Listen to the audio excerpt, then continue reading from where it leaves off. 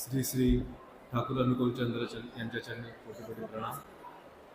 जगज्जननी बडवा यांच्या चरणी कोटी कोटी प्रणाम. परमपूज्यपाल बडवा यांच्या चरणी कोटी कोटी प्रणाम. वर्तमान आचार्य देव यांच्या चरणी कोटी कोटी प्रणाम. आज खूप मोठ्या संख्येने लोक आज उत्सवासाठी इथे उपस्थित आहेत. बघून खूप आनंद झाला आणि खूप छान भजन, खूप छान गायन इथे आपल्याला बघायला मिळाले. जसं दादाने सांगितलं, ठाकूरजीचा सर्वात महत्त्वाचा मेसेज जो आपल्यासाठी आहे, सर्वात मोठा यज्ञ स्वयंकार सही निर्माण. हे वाक्य जितकं सोपं वाटतं तितकं सोपं नाही आहे. हे अंडरस्टँड करणं खूप डिफिकल्ट आहे. मला पण समजायला खूप वेळ लागला, पण जे माझ्या बुद्धीला समजलं मी ते तुम्हाला सांगण्याचा प्रयत्न करतो. सर्वात आधी स्वयंकार निर्माण कसा होतो हे आपल्याला समजून घेतलं पाहिजे. आता आपण म्हणतो, महाराष्ट्रात बरेच लोक पण म्हणतात लहान बाळ एक कोरी पाटी असते, राईट. तो जसा जसा मोठा होतो तसा तसा त्याचा निर्माण होत असतो, हे आपल्याला माहिती आहे. पण मग निर्माण कसा होतो, त्याला जे आपण सांगतो, जे तो ऐकतो, जे श्रवण करतो बाळ, त्यानंतर तो जे डोळ्याने बघतो, त्याच्यातून तो काही गोष्टी शिकत असतो. जे आजूबाजूला घडत असतं, जे कळत न कळत त्याला त्याच्या अंगवळणी पडत असतात, त्या गोष्टी त्याच्यातून त्याचा निर्माण होत असतो. आणि सर्वात महत्त्वाचं इमेज ते ती स्वतःसाठी जो निर्माण करतो, ते बाळ जे स्वतःची जी इमेज निर्माण करतो, तो ते स्वतःला समजू लागतो आणि त्या पद्धतीने तो माणसाचा निर्माण होत असतो. ही झाली आपली जनरल प्रोसिजर. आता मी हे का बरं एक्सप्लेन करून सांगितलं, कारण इथे खूप संख्येने यंग जनरेशनचे जेन्सीज अवेलेबल आहेत आणि त्यांना नेहमीच हा प्रश्न असतो की मी एखादी गोष्ट करावी तर का करावी. तर त्याच्यासाठी मी हा थोडं विश्लेषण थोडं इझी वेमध्ये सांगण्याचा प्रयत्न केला की माणूस कसा घडत असतो.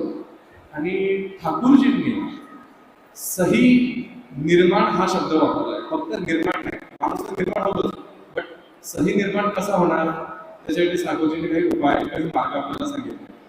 ते मुख्यतः याजन, इष्टभूती, स्वत्सैनी आणि सदाचार. आता बरेच लोकांनी इथे ऐकलं असणार की अरे खूप फोकस असतो की बाबा तुम्ही इष्टभूती व्यवस्थित करा. इथे 5 उपाय, पण त्यातल्या इष्टभूतीवर इतका फोकस का केला जातो. तर ज्या वेळेला आपण ध्यान करतो, ज्या वेळेला आपण नामध्यान करतो, ज्या वेळेला आपण इष्टाशी जोडले जातो, त्यावेळेला आपण सजग होतो. सजग म्हणजे सेल्फ अवेअर होतो. आणि जोपर्यंत माणूस सेल्फ अवेअर होऊ शकत नाही, तोपर्यंत तो ठाकूरजींना जाणू शकणार नाही. म्हणून सर्वात पहिली स्टेप असते इष्टभूती, जी आपल्याला सकाळी उठून सांगितलेलं असतं की बसा, ध्यान करा, नामध्यान करा, निदान 5 मिनिटं तरी बसा. त्या 5 मिनिटांच्या नामध्यानामध्ये आपण सजग होतो, सेल्फ अवेअर होतो.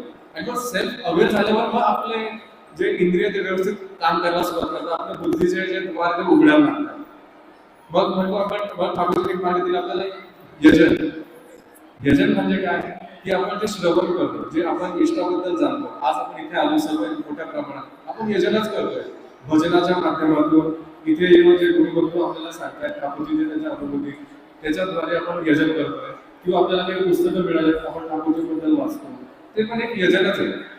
तर विविध वेने आपण यजन करतो, ठाकूरजींचं ग्रहण करत असतो. आणि इष्टभूतीने यजन करत असताना आपल्या स्वतःच्या काही अनुभूती आपल्याला डेव्हलप व्हायला लागतात, काही गोष्टी आपल्याला समजू लागतात, काही कळू लागतात. पहिल्या दिवशी आपल्याला कळत नाही.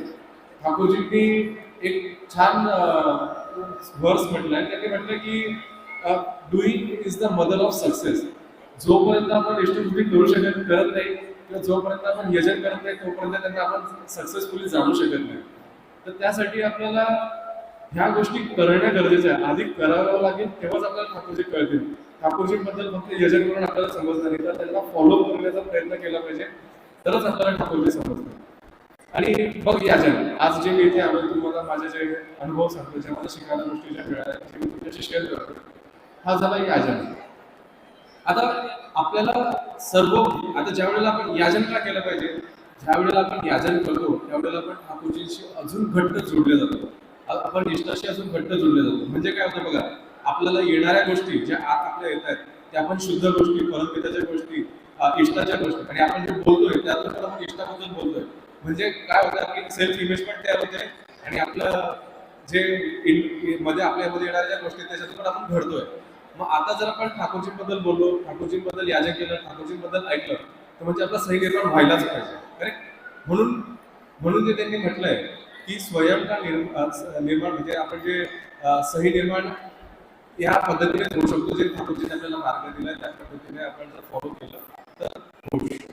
आता ठाकूरजींनी आपल्याला अजून दोन गोष्टी दिल्या आहेत, जसं स्वतःसैनी आणि सदाचार.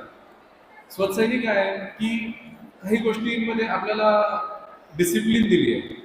जोपर्यंत आपण डिसिप्लिनने वागत नाही तोपर्यंत आपण जीवनात काहीही करू शकत नाही, भक्ती पण नाही आणि पर्सनल लाईफ मध्ये पण आपण काहीच करू शकत नाही. त्याच्यामुळे स्वतःसैनी हा नियम आपल्याला ठाकूरजींनी दिलेला आहे. आता स्वतःसैनी आपल्याला दिला सदाचार. सदाचार म्हणजे काय की आपण ज्या वेळेला समाजात वावरत असतो, आता मी ॲज अ पिता, माझ्या मुलांचा फादर आणि माझ्या पालकांचा ॲज अ मुलगा, मी एका स्त्रीचा समजा माझ्या बायकोचा मी ॲज अ हजबंड, तर ह्या सगळ्या रोलमध्ये मी कसा वावरलो पाहिजे, मी कसा वागलो पाहिजे, हे आपल्याला सदाचाराला शिकवण्यात येतं.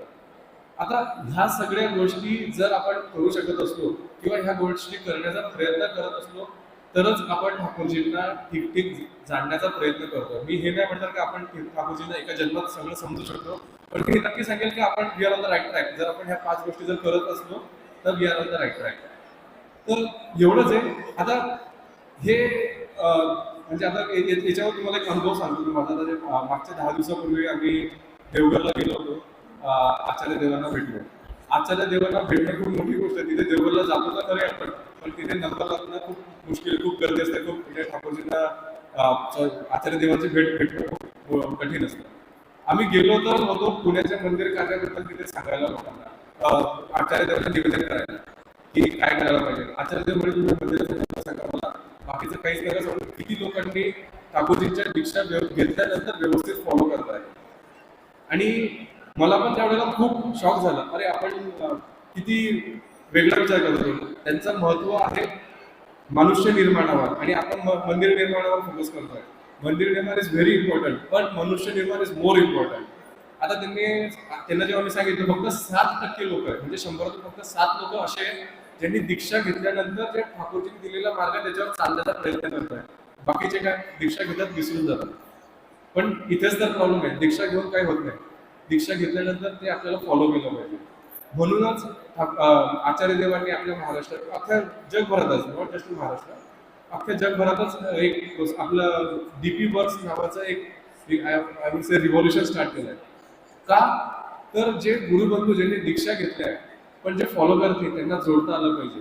जे नवीन गुरुबंधू आहेत किंवा जे नवीन लोक आहेत त्यांना दीक्षा कशा मिळतील, त्यांना कसा ठाकूरजींचा मार्ग मिळेल, हे आपलं काम आहे. म्हणजे जे ठाकूरजी दिलेला मार्ग आहे त्याच्यात हा सर्वात महत्वाचा मुद्दा आहे. जोपर्यंत आपण इतरांना ठाकूरजीबद्दल सांगू शकत नाही तोपर्यंत आपण ठाकूरजींना जोडू शकत नाही. हा सर्वात महत्वाचा विषय. आपण कितीही वाचलं तरी ते इतका त्याला इफेक्ट राहणार नाही. म्हणून माझं एवढंच म्हणणं आहे सर्वांना की जे डीपी वर्क्सचे जे टीम आपल्यासोबत येतात त्यांच्यासोबत सहकार्य तर करावं, पण आपल्याला माहिती असतं की आपल्या जवळपास कोणी दीक्षा घेतल्या, त्यांना कोणत्या ना कोणत्या प्रकारे आपण जर त्यांना मोटिवेट करू शकतो, त्यांना जर ठाकूरजींबद्दल आपण याचना करू शकतो तर त्यांना आपण जोडू शकतो. एवढंच म्हणून मी इथे सर्वांना धन्यवाद म्हणजे इथे उपस्थित राहिले आणि आज तुम्ही आले. आता बिफोर आय क्लोज आपण सर्वजण संकल्प करूया की आपण ठाकूरजींना व्यवस्थित त्यांनी सांगितलेल्या मार्गानुसार आपण चालण्याचा प्रयत्न करू. ते जसं सांगतील तसंच्या तसं आपण फॉलो केलं पाहिजे आणि इतरांना पण आपण त्या गोष्टीसाठी मोटिवेट केलं पाहिजे. एवढंच म्हणून मी इथेच थांबतो. जय जय.